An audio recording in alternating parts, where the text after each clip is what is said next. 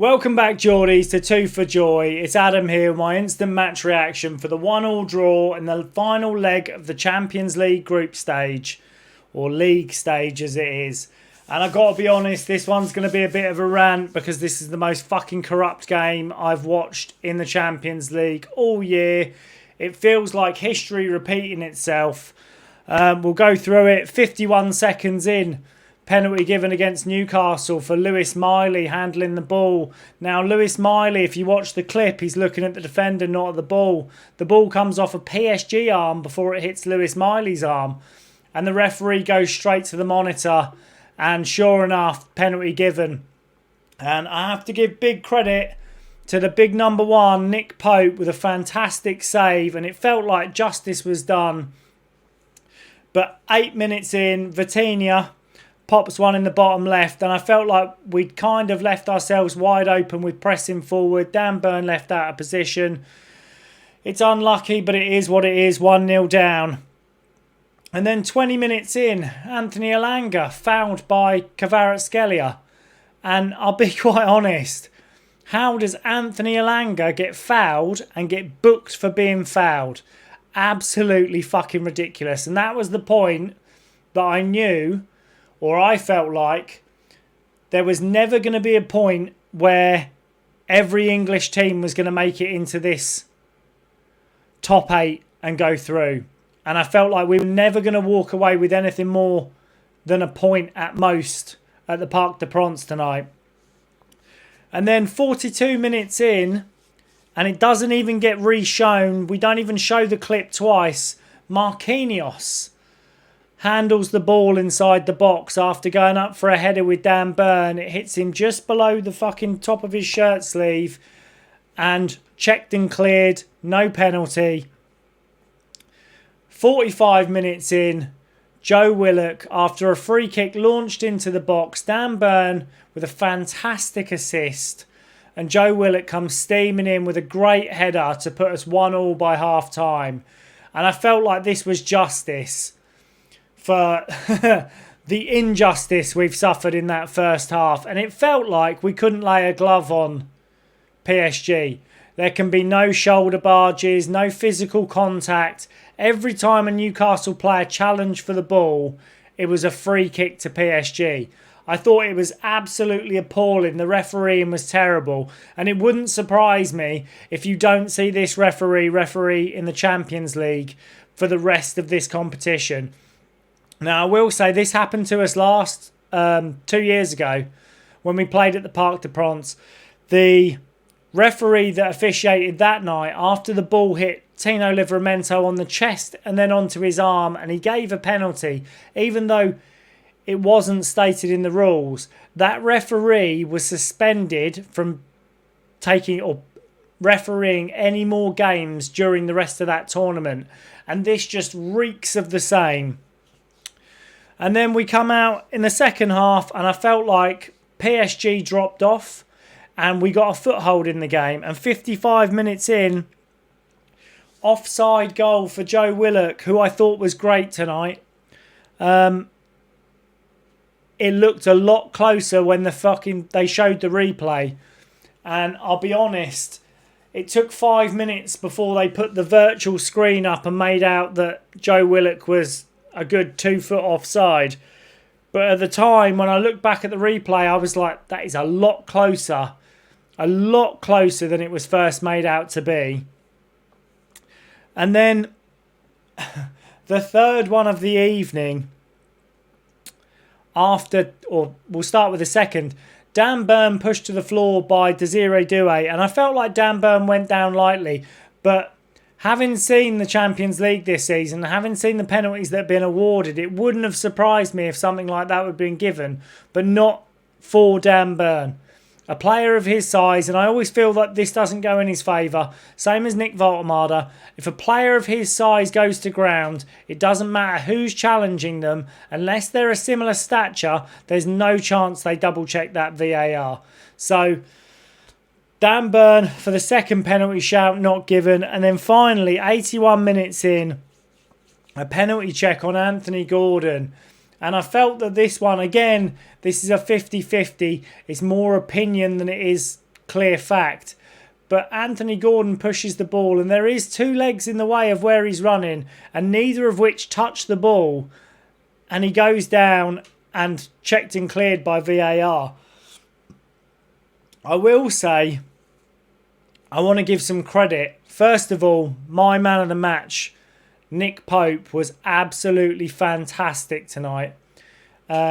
His positioning, his shot stopping, and even, I give it to him, his long upfield clearances. And he put himself in a position where there was he was never that under pressure. He cleared the ball long. He put it in the right areas. I thought he was fantastic tonight. And if anyone deserves it, Nick Pope should be man of the match.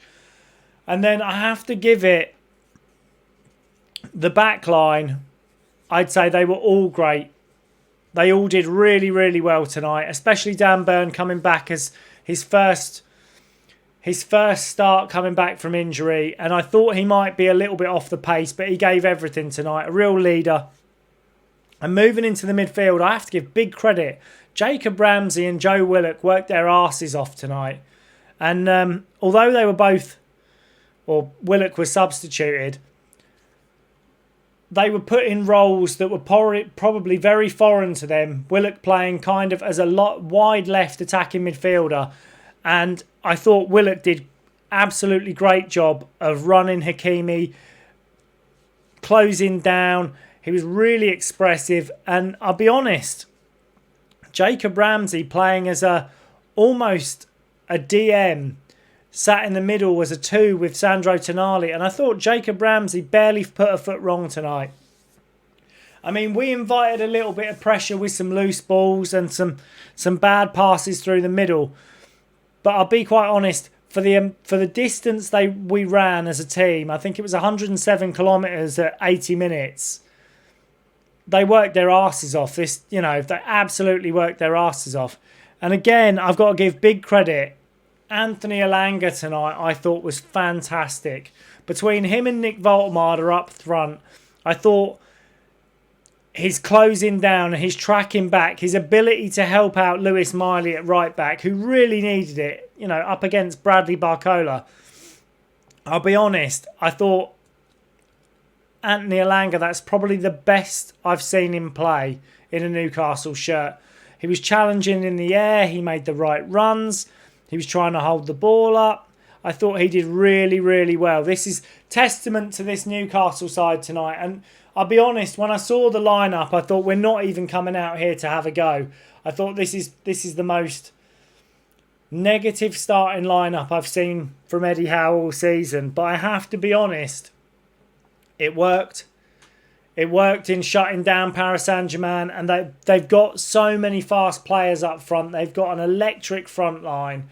And even off the bench, I mean, some of their bench players are probably better than our starters. And I have to give credit to every Newcastle player on the pitch tonight. I thought they were fantastic. And we were really unlucky when the ball gets cut back by, I think it was Anthony Gordon, at like the 85th minute. And Harvey Barnes just can't get his foot round it. It's an open goal. And it just spoons off his shin, slices it, and he just goes into the side netting. It felt like PSG were there to be taken. It felt like we gave 100% worthy display in the Champions League tonight. And we can be proud. I'm proud of every player that walked on that pitch tonight. I thought they were fantastic. I thought they gave everything.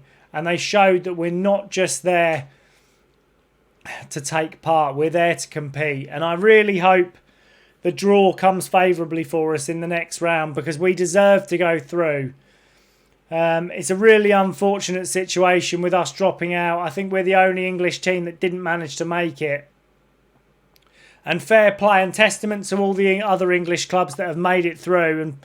And, I hope as we go through the tournament, I hope the English clubs can stay in and we compete right to the end, because there's some dire top sides out there at the moment. PSG are a shadow of them former selves. Real Madrid, shadow of them former selves. And I have to say, Barcelona nowhere near the levels that we've seen in previous seasons. This Champions League feels like it's there for the taking. And I'll be quite honest,